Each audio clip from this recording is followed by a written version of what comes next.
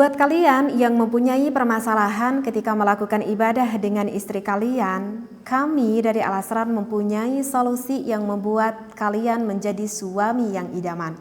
Agar istri kalian tentunya nempel terus. Nah, ini nih solusinya.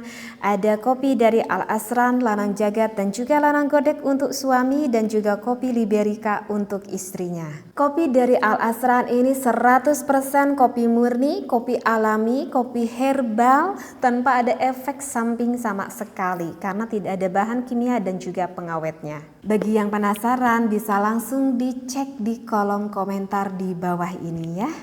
Bismillahirrahmanirrahim. Assalamualaikum warahmatullahi wabarakatuh. Para jamaah Al-Asran rahimakumullah. Mudah-mudahan kita semuanya selalu berada di dalam rahmatnya Allah. Amin ya Allah ya Rabbal Alamin. Bismillah walhamdulillah wassalatu wassalamu ala rasulillah.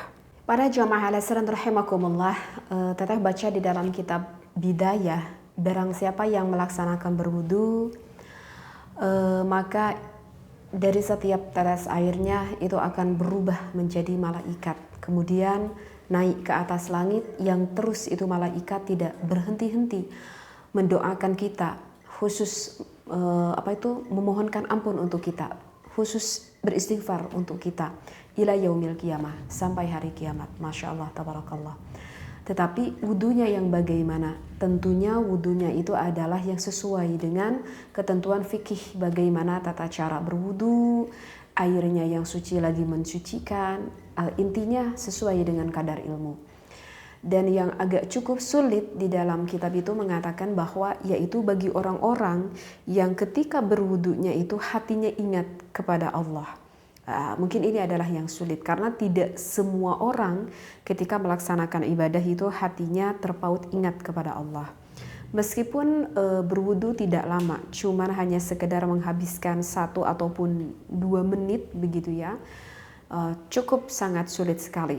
Maka di dalam kitab Bidayah ulama mengajarkan bagaimana agar kita bisa terus berkonsentrasi, agar kita bisa terus fokus ingat kepada Allah ketika kita melaksanakan wudunya. Yaitu ulama di dalam kitab Bidayah mengajarkan bagaimana tata cara doa-doa yang diajarkan dimulai kita mau masuk ke kamar mandi sampai kita selesai melaksanakan berwudu, sehingga diaping oleh ulama dengan doa-doa seperti itu ya. Mulai doa masuk kamar mandi, doa cuci tangan, masuknya air ke dalam hidung, keluarnya air ke dalam hidung gitu ya. Ketika mencuci tangan kanan kiri sampai selesainya. Tujuannya adalah untuk apa? Ulama mengajarkan doa-doa itu tujuannya adalah agar hati kita itu fokus kepada Allah, agar kita itu fokus terhadap apa doa yang kita ucapkan baik oleh lisan kita ataupun oleh hati kita. Nah, kemudian apakah ketika kita melaksanakan sunnah wudu itu harus menggunakan niat atau cukup kita mengerjakannya saja? Kalau Teta lihat referensi di dalam kitab Hasyiah Al-Baijuri pada juz ke-1 pada Syahifah ke-47, wa yundabu ayyanwiya sunanal wudu'i inda ghusril kaffaini. Jadi di sini dikatakan disunnahkan ketika orang melaksanakan sunnah wudu itu harus diawali dulu dengan niat yang ada di dalam hatinya. Fa illam yanwi hadhihin niyah lam yahsul lahu thawabuha. Kalau misalkan kita tidak menggunakan niat, maka kita tidak akan mendapatkan pahala ketika kita melaksanakan sunnah wudunya tersebut. Karena kan kalau kita yang bermadzhab Imam Asy-Syafi'i bahwa yang menjadikan keabsahan di dalam suatu ibadah itu menggunakan niat, innamal a'malu binniyah itu ya. Sehingga itu bisa berubah menjadi amal ibadah dengan niat itu sendiri. Ya dikarenakan kita sudah mengetahui menurut dasar ilmu gitu ya. Kalau kita masuk ke kamar mandi, kita pernah dengar dengan kajian ilmu dengan kaki kiri bahwa sunnah kita mencuci tangan dulu, berkumur dulu, mengeluarkan air dengan 3 kali basuhan, disunnahkan mengadiri ini membasuh pundak kita gitu ya, dan juga sunnah yang lainnya. Dikarenakan kita mengetahui dari dasar ilmu, kemudian kita aplikasikan ketika kita melaksanakan wudhu, yaitu sudah termasuk ibadah, dan itu sudah termasuk niat. Seperti itu, karena kan kita sudah mengetahui ini hukumnya adalah sunnah. Berbeda dengan orang yang memang tidak tahu di dalam dasar ilmunya kalau ini adalah suatu pekerjaan sunnah.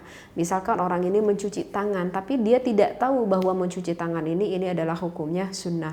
Ya, dia mencuci tangan hanya mencuci tangan aja gitu, tanpa ia diketahui kalau ini adalah hukumnya sunnah. Maka ketika mencuci tangannya itu ya otomatis tidak akan menjadi suatu amal ibadah, seperti itu ya. Ini barusan yang referensi dibacakan di dalam kitab Hasyiyah Al-Baijuri. Nah, kemudian ada pertanyaan lagi nih yang masih berhubungan perihal tentang wudhu, seperti itu. Kan disunnahkan ya ketika kita berwudhu itu harus menggerakkan ataupun dengan 3 kali perubahan gitu ya. Nah, ini bagaimana nih Teh kalau misalkan di contoh kasusnya kita itu misalkan berwudu yang mana tempatnya cukup besar sekali, misalkan di bak mandi dan bak mandinya itu melebihi dari batasan air 2 kulah, ataupun kalau misalkan di kampung-kampung zaman dahulu gitu ya, entah untuk sekarang. Kalau Teteh kadang sering menemukan kalau di kampung-kampung zaman dahulu air-airnya yang cukup begitu sangat subur sekali ya, sehingga di depan masjidnya itu disediakan untuk tempat wudhunya itu seperti kolam loh. Seperti kayak kolam yang cukup begitu besar banget gitu ya, gitu kayak kolam renang gitu, tapi nggak gede-gede banget gitu, saking suburnya. Terkadang Teteh suka menemukan daerah yang cukup subur dengan air dan tempat perwuduannya seperti itu pada zaman dulu. Nah, kemudian ketika melaksanakan wudhunya, apakah itu bagaimana nih? Misalkan berwudhunya itu langsung tidak di dalam air yang mengalir, tetapi langsung ke tempat bak yang besar itu. Bagaimana itu hukumnya? Tentu itu hukumnya diperbolehkan dan airnya juga termasuk suci lagi menyucikan ya. Selama tidak berubah rasa, rupa dan baunya, maka itu termasuk air yang suci lagi menyucikan. Meskipun kita berwudunya langsung gitu ya, ngambil air di sana. Bahkan di dalam sunnah kita 3 kali basuhan gitu ya. Kalau Teteh sendiri gitu ya, kalian kebetulan di kamar mandi Teteh itu kan bak mandinya cukup besar. Tentu yang melebihi dari 2 kulah dan mungkin lebih ya kurang lebih sampai 4-5 kulah, cukup besar nih bak mandinya. Kalau misalkan ketika berwudu, misalkan ketika membasuh tangan gitu, tahu nggak? Kalau lagi membasuh tangan, Teteh tinggal masukin aja gitu ke bak gitu, nggak menggunakan air yang mengalir. Masukin aja ke dalam baknya. Ini kan berarti baru 1 basuhan. Ya, kita masukkan ini baru 1 basuhan. Kemudian Teteh menggerakkan ke arah kanan, ini sudah 2 basuhan, dan menggerakkan ke arah kiri itu sudah termasuk 3 basuhan. Begitu ya.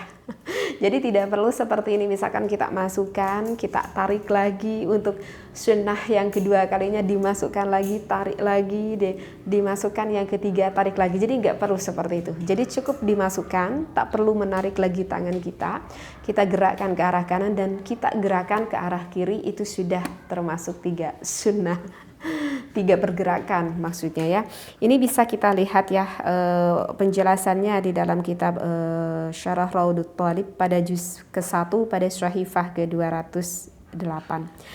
Jadi di dalam kitab ini dikatakan falau ghasala yadahu fi ma'in kathirin ya. Kalau misalkan seorang yang sedang melakukan berwudu membasuh tangannya itu di dalam air yang mana airnya cukup banyak. Artinya banyak di sini adalah air yang melebihi dari 2 kulah. Rakidin, dan kemudian airnya itu sifatnya tenang. Wa harrakaha hasalat tathlithu 'indal qadi Husainin wal Baghawi. Nah, kemudian dia itu misalkan menggerak-gerakkan tangannya, maka ini sudah termasuk mendapatkan kesunahan salis, 3 gerakan. Ini yang disampaikan menurut pendapatnya Al-Qadhi Husain dan juga Imam Al-Baghawi. Jadi begitu. Nah, jadi begitu caranya ya. Teteh juga sendiri suka mempraktekkan hal ini gitu ya. Jadi jarang gitu berwudu di air yang mengalir seperti itu. Ya, itu pun kalau misalkan ini mencuci tangan ya, atau kepala dan telinga. Tapi kalau kaki ya masa juga kita masukkan ke dalam ya, agak susah juga. Kalau kaki ya baru kita gunakan gayung Nah kemudian gimana nih, ada pertanyaan yang agak cukup aneh nih ya di dalam berwudu teh. Kalau misalkan kita berwudu ya, kita berwudu menggunakan es batu misalkan, ataupun kita menggunakan salju, karena kebetulan aku tinggal di negara yang bersalju dan saat ini sedang turun salju misalkan. Nah itu sebetulnya boleh gak sih kalau kita berwudu menggunakan es batu ataupun menggunakan salju tersebut? Maka ini referensinya Teteh temukan di dalam kitab Fathul Mu'in ya, pada juz ke-1 pada Syahifah ke-35. Di dalam referensi ini dikatakan lam yajuzil ghasla bithilji wal biradi illa in dhaba wa jariba 'alal udwi. Jadi di dalam ini referensi kitab dikatakan tidak boleh ketika kita membasuh untuk melakukan wudhu ya, artinya untuk kita berwudhu ini menggunakan salju dan juga es. Jadi kalau misalkan kita ya masa juga sih teh kok wudhu pakai es batu ya, ini misalkan gitu ya, kita menemukan ada es batu gitu ya, tapi kita nggak menemukan air, ya udah deh kita pakai es batu aja. Ini mungkin aja kan ya ini terjadi gitu. Andai kan ada pertanyaan seperti itu, maka ini dikatakan tidak syah kalau kita berwudhu menggunakan salju, menggunakan es batu. Alasannya apa? Kecuali kalau misal keduanya itu sudah mengalir pada anggota yang dibasuh. Kenapa? Karena kan di dalam kita menghilangkan hadas ataupun ketika kita menghilangkan najasah, maka kan itu disyaratkan harus jari'ul ma'i. Jadi artinya jari'ul ma'i itu adalah airnya itu harus mengalir. Nah baru itu bisa menghilangkan hadas kita, bisa menghilangkan najis yang ada di benda ataupun di tempat ataupun di tubuh kita, yaitu syaratnya dengan air yang mengalir. Sedangkan kalau misalkan menggunakan salju, es batu itu kan tidak mengalir. Jadi kalau mau menggunakan es batu ataupun salju ya kita tunggu saja gitu. Misalkan masukkan ke dalam wadah baskom apa gitu ya, biarkan itu airnya mengalir dulu. Nah baru setelah itu kita bisa menggunakan es batu sama salju tersebut gitu ya. Nah kemudian ya namanya fikih ya yang namanya fikih itu kan akan semakin meluas dan meluas gitu, dan banyak mengandai-andai, tetapi itu jawabannya sudah ada di dalam fikih. Nah kemudian nih sekarang gimana nih teh kalau misalkan kita itu melaksanakan wudhu ataupun misalkan kita melaksanakan mandi besar tapi di dalam kolam. Ya misalkan kita tuh punya kolam renang gitu ya. Misalkan kita tuh punya kolam renang, misalkan ini suami istri lagi main ke hotel, misalkan bisa aja ya. Suami istrinya misalkan lagi main ke hotel gitu, kemudian sudah melakukan ibadah tapi belum sempat melakukan mandi besar, tapi pengen berenang dulu misalkan. Nah, gimana itu, boleh nggak sih bagi suami istri tersebut ketika berenang, sekaligus aku niat ingin menghilangkan hadas besar, apakah itu termasuk syah atau tidak? Kemudian sekalian aku berwudu di dalam kolam tersebut, itu apakah syah atau tidak mandi besar dan juga melaksanakan wudunya tersebut? Maka itu referensinya Teteh temukan ada di dalam kitab Fathul Mu'in ya, pada juz pertama pada Syahifah ke-42. Jadi di sini dikatakan walin ghamasa muhdithun walau fi ma'in qalilin biniyatin mu'tabaratin mimma marra ajza'ahu 'anil wudu'i walau lam yamkuthu al-inghimasi zamanan yumkinu fihi at-tartibu. Jadi di dalam ini kitab Fathul Mu'in, apabila ada seseorang yang mempunyai hadas, di sini contohnya sih hadas kecil ya, berarti kalau hadas kecil itu berwudu ya, yang mewajibkan kita untuk berwudu. Misalkan orang tersebut menyelam sekalipun di dalam air yang sedikit dengan niat yang diperhitungkan atau yang mu'tabarah ya ketika melaksanakan berwudu. Intinya yang sudah mencukupi ke dalam air 2 kulah ya, jangan kurang dari air 2 kulah. Maka wudunya itu dianggap sah sekalipun menyelamnya itu tidak memakan waktu yang mungkin melakukan untuk tartib. Jadi jawabannya adalah jika bagi pasangan suami istri itu misalkan melakukan mandi besarnya di dalam kolam, itu apakah syah? Maka jawabnya syah, bisa melaksanakan mandi besar di dalam kolam renang tersebut. Ya tinggal kita niat aja, kita gerai aja kalau misalkan ini rambutnya gitu, dan kita kan bisa lebih meyakini kalau ini teraliri air, terbasuhi semua tubuh kita seperti itu. Meskipun kita menggunakan pakaian, ataupun ketika kita berwudu pun itu dikatakan juga syah. Meskipun kan di dalam wudu itu menggunakan wajib harus tartib ya, berbeda dengan mandi besar. Kalau mandi besar itu kan nggak diwajibkan untuk tartib. Ya tinggal kita sesuaikan aja ketika kita di kolam renang, kita niat, kita basuh muka, kita basuh tangan, kemudian mengusap rambut dan terakhirnya kaki. Seperti itu. Jadi ternyata boleh. Ini kan misalkan mungkin aja ya kasus ini terjadi gitu. Makanya Teteh kasih contoh tuh seperti itu ya. Jadi ini mungkin di dalam kajian kali ini ada sedikit beberapa permasalahan yang berhubungan dengan wudhu, yang berhubungan dengan ilmu fikih. Mudah-mudahan menambah wawasan, menambah ilmu bagi kita. Dan mudah-mudahan ilmu ini bermanfaat. Wallahu a'lam. Wassalamualaikum warahmatullahi wabarakatuh.